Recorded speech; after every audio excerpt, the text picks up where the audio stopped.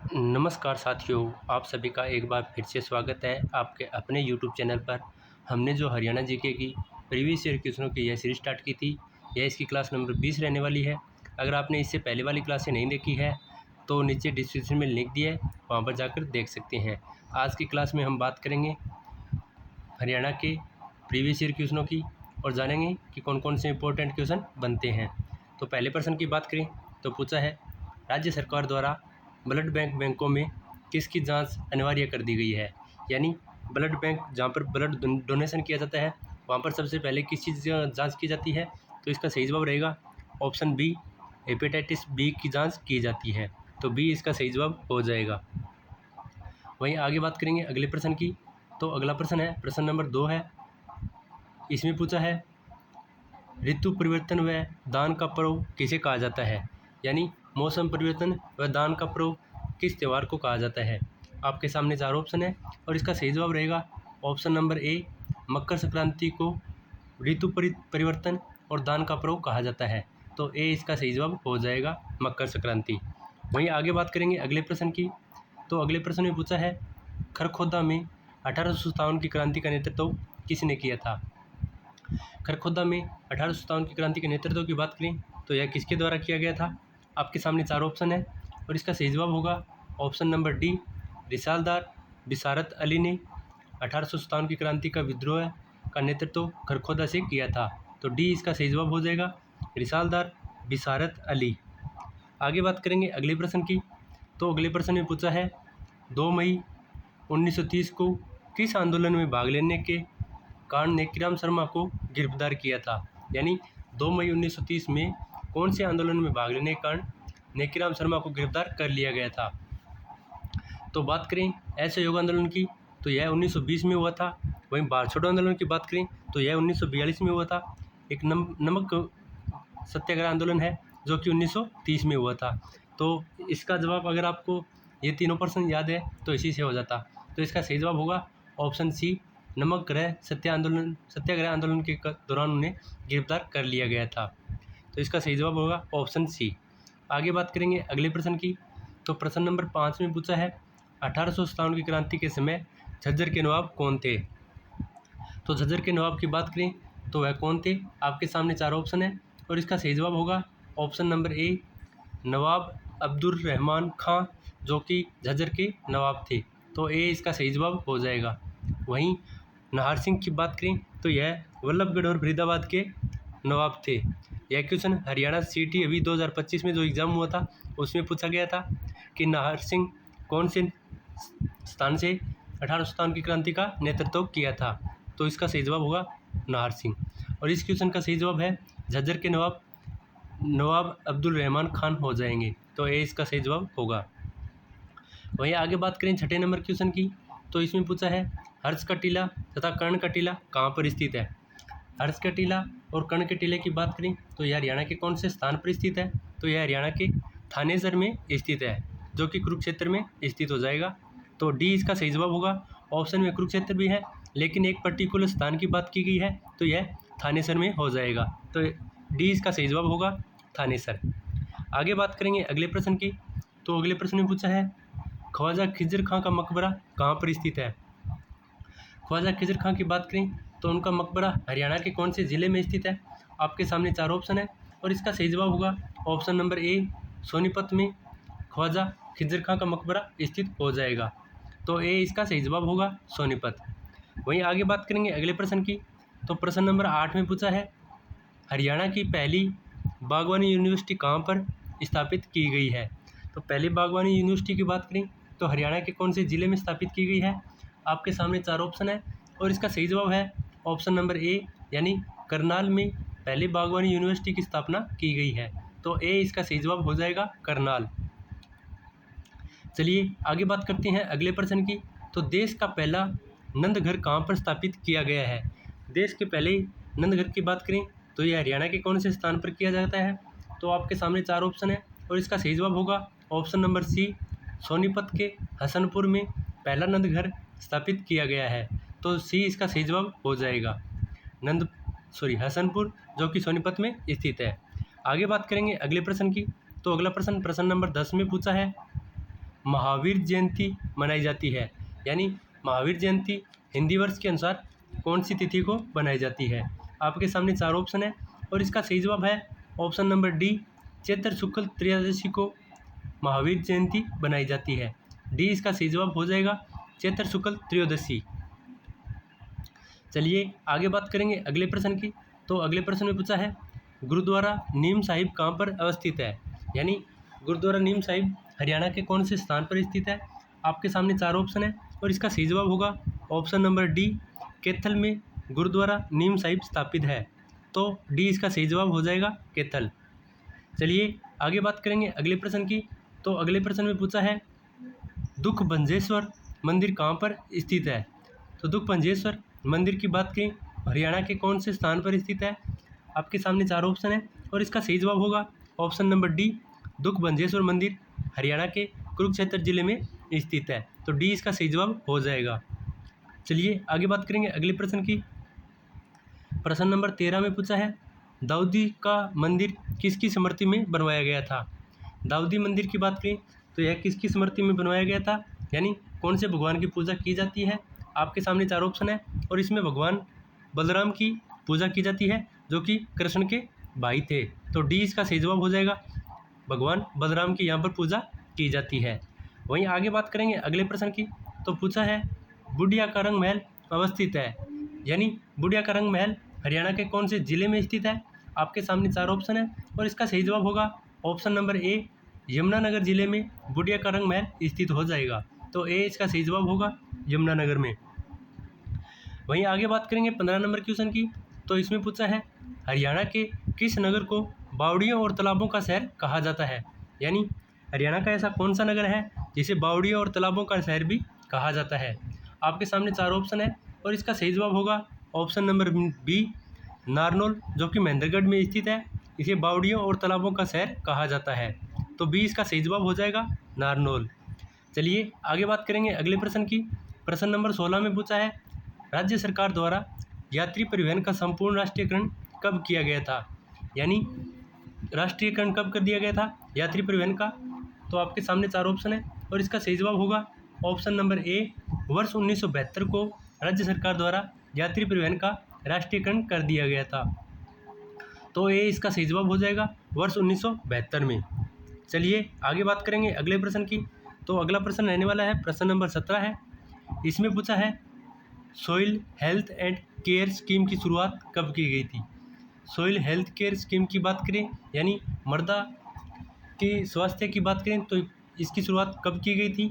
आपके सामने 4 ऑप्शन है और इसका सही जवाब होएगा ऑप्शन नंबर डी, 19 फरवरी 2015 को सोइल हेल्थ कार्ड स्कीम की शुरुआत की गई थी। तो डी इसका सही जवाब हो जाएगा, 19 फरवरी 2015 को। चलिए नेक्स्ट प्रश्न की बात करें तो प्रश्न नंबर 18 में पूछा है क्षेत्रफल की दृष्टि से राज्य एवं केंद्र शासित प्रदेशों में हरियाणा का कौन सा स्थान है? यानी जिसमें राज्य भी शामिल है और साथ साथ इसमें यूटी भी शामिल है। तो इन दोनों में पूछा है कि हरियाणा का स्थान कौन सा है। इन दोनों को शामिल करने के बाद हरियाणा का स्थान कौन सा हो जाएगा? तो इसका सही जवाब रहेगा ऑप्शन नंबर सी, इसमें उनका स्थान 21वां हो जाएगा। तो सी इसका सही जवाब हो जाएगा। चलिए आगे बात करेंगे प्रश्न नंबर 19 की।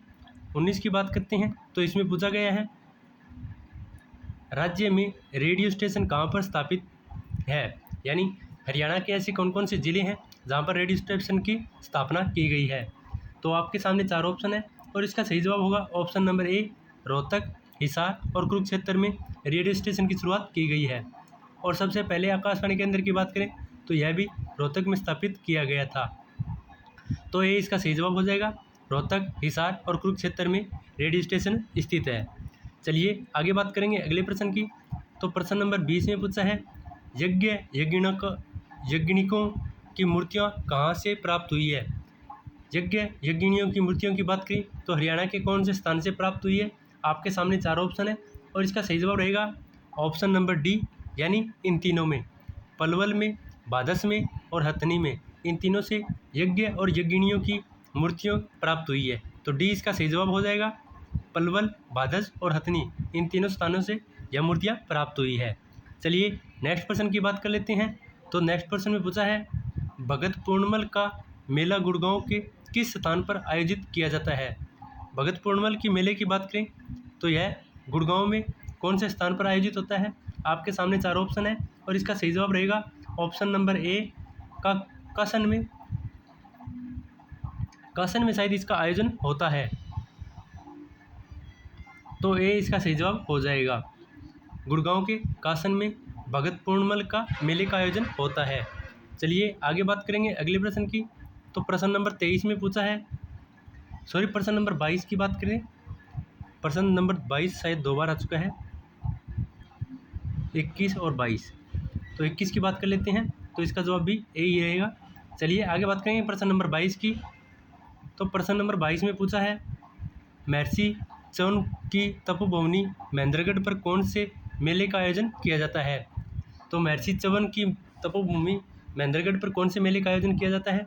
आपके सामने 4 ऑप्शन है और इसका सही जवाब होगा ऑप्शन नंबर ए, डोसी के मेले का आयोजन किया जाता है। और डोसी की पहाड़ियाँ भी महेंद्रगढ़ में स्थित है, तो ए इसका सही जवाब हो जाएगा। इसमें डोसी की मेले का आयोजन किया जाता है। चलिए आगे बात करेंगे क्वेश्चन नंबर 23 में। इसमें पूछा है, गन्ना उत्पादन में हरियाणा का कौन सा जिला अग्रणी है? यानी हरियाणा का ऐसा कौन सा जिला है जहाँ पर सबसे ज़्यादा गन्ने का उत्पादन होता है? आपके सामने 4 ऑप्शन है और इसका सही जवाब होगा ऑप्शन नंबर डी, यमुनानगर में सबसे ज़्यादा गन्ने का उत्पादन होता है, तो डी इसका सही जवाब हो जाएगा। चलिए आगे बात करेंगे अगले प्रश्न की। अगले प्रश्न में पूछा है, सांसद आदर्श ग्राम योजना की शुरुआत कब की गई थी? सांसद आदर्श ग्राम योजना की शुरुआत बात करें तो इस योजना की शुरुआत कब की गई थी? आपके सामने 4 ऑप्शन है और इसका सही ऑप्शन रहेगा ऑप्शन नंबर बी, 11 अक्टूबर 2014 को सांसद आदर्श ग्राम योजना की शुरुआत की गई थी। बी इसका सही जवाब हो जाएगा। चलिए आगे चलते हैं अगले प्रश्न के।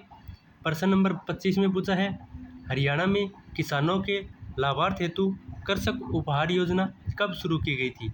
कृषक उपहार योजना की बात करें तो इसकी शुरुआत हरियाणा में कब की गई थी? तो इसका सही जवाब होगा ऑप्शन नंबर बी, 2 अक्टूबर 2000 को इसकी शुरुआत की गई थी। महात्मा गांधी की जयंती पर कृषक उपहार योजना की शुरुआत 2 अक्टूबर 2000 में की गई थी, तो बी इसका सही जवाब हो जाएगा। चलिए आगे बात करेंगे प्रश्न नंबर 26 में। सूची ए का सूची 2 से मिलान करना है, जिसमें सूची ए में प्रसिद्ध कलाकारों के नाम दिए हैं और सूची बी में उससे संबंधित जिलों के नाम दिए हैं। चलिए बात करते हैं कि कौन से संबंधित है। ऑप्शन की बात करें तो इसमें ऑप्शन है ए का 3, बी का अलग अलग टाइप के ऑप्शन है, तो इसका सही जवाब रहेगा ऑप्शन नंबर ए, यानी 34, 12 इसका सही जवाब हो जाएगा। ए 3 पर, बी 4 पर, सी 1 पर और डी 2 पर। तो चलिए मिलान करते हैं कि कौन कौन सा इसमें होता है। 34, 12 को याद रखना। तो चलिए इसकी बात कर लेते हैं, यानी श्री जेमिनी हरियाणवी जो कि दिल्ली से संबंध रखते हैं, वहीं श्रीमती कमल कपूर जो कि फरीदाबाद से संबंध रखते हैं, वहीं डॉक्टर राजवीर सिंह धनखड़ जो कि रोहतक से संबंध रखते हैं, और धर्मपाल की बात करें तो यह उनका संबंध सोनीपत से हो जाएगा। तो इसका सही जवाब होगा 3, 4, 1, 2। तो यह इसका सही क्रम हो जाएगा। चलिए आगे बात करेंगे अगले प्रश्न की। तो अगला प्रश्न रहने वाला है प्रश्न नंबर 27 की बात कर लेते हैं। प्रश्न नंबर 27 की बात करें तो इसमें भी मेले का आयोजन किया गया है। पूछा है कौन सा मेले का आयोजन कब किया जाता है? आपके सामने 4 ऑप्शन है, सूची ए का सूची 2 के साथ मिलान करना है। तो कालका मेले की बात करें तो इसका आयोजन चैत्र शुक्ल पक्ष की अष्टमी को किया जाता है। कालका मेले का आयोजन चैत्र शुक्ल पक्ष की अष्टमी को किया जाता है। और वहीं शिव चौदस के मेले की बात करें तो यह शिवरात्रि के उपलक्ष्य में होता है। बी का 2 हो जाएगा। वहीं गोगा पीर के मेले की बात करें तो इसका आयोजन भाद्र शुक्ल पक्ष की नवमी को किया जाता है, तो इसका 3 हो जाएगा। वहीं फुलडोर का मेला तो यह चैत्र कृष्ण पक्ष की द्वितीया को किया जाता है, तो इसका सही जवाब हो जाएगा ऑप्शन नंबर बी, 1, 2, 3, 4। तो यह बिल्कुल सही जवाब हो जाएगा। चलिए आगे बात करेंगे प्रश्न नंबर 28 की। प्रश्न नंबर 28 में पूछा है, हरियाणा में खेल पुरस्कार किसके द्वारा प्रदान किए जाते हैं? खेल पुरस्कार की बात करें तो यह हरियाणा में किसके द्वारा प्रदान किए जाते हैं? तो इसका सही जवाब होगा ऑप्शन नंबर ए, खेल पुरस्कार हरियाणा में राज्यपाल के द्वारा प्रदान किए जाते हैं? ये इसका सही जवाब हो जाएगा। चलिए आगे बात करेंगे अगले प्रश्न की। तो अगले प्रश्न में पूछा है, अपने जीवन काल में विक्टोरिया क्रॉस प्राप्त करने वाले मेजर उमराव सिंह का संबंध कहाँ से है? यानी जिन्होंने विक्टोरिया क्रॉस प्राप्त किया है मेजर उमराव सिंह, उनका संबंध हरियाणा के कौन से ज़िले से है? तो उनका सही जवाब होगा ऑप्शन नंबर बी, झज्जर के गोची से उनका संबंध हो जाएगा। तो बी इसका सही जवाब होगा। मेजर उमराव सिंह जो कि गोची झज्जर से संबंध रखते हैं। चलिए आगे बात करेंगे आज के अंतिम क्वेश्चन की। आज के अंतिम क्वेश्चन की बात करें तो इसमें पूछा है, वर्ष 2014 में कॉमनवेल्थ खेल में हरियाणा के खिलाड़ियों ने कुल कितने पदक जीते थे? तो 2014 के कॉमनवेल्थ की बात करें तो इसमें हरियाणा ने कुल कितने पदक जीते थे? आपके सामने 4 ऑप्शन है और इसका सही जवाब होगा ऑप्शन नंबर बी, कुल 15 पदक हरियाणा ने इसमें जीते थे। तो बी इसका सही जवाब हो जाएगा। तो आज का यह था अंतिम क्वेश्चन जो कि प्रैक्टिस सेट 20 था। तो कमेंट में ज़रूर बताएं कि प्रैक्टिस सेट कैसा रहा। तो अगर आप चैनल पर नए हैं तो चैनल को सब्सक्राइब कर लीजिए, साथ साथ बेल आइकन को भी प्रेस कर लीजिए ताकि आगे आने वाले वीडियो भी आप सबसे पहले देख सकें। हमने हरियाणा पुलिस की भी प्रैक्टिस सेट स्टार्ट कर दिए हैं, अगर वो आपने नहीं देखे हैं तो नीचे डिस्क्रिप्शन में लिंक दिया है और ऊपर आई बटन पर भी लिंक आ रहा है, वहाँ पर जाकर देख सकते हैं। तो मिलते हैं एक नई वीडियो के साथ, तब तक के लिए धन्यवाद।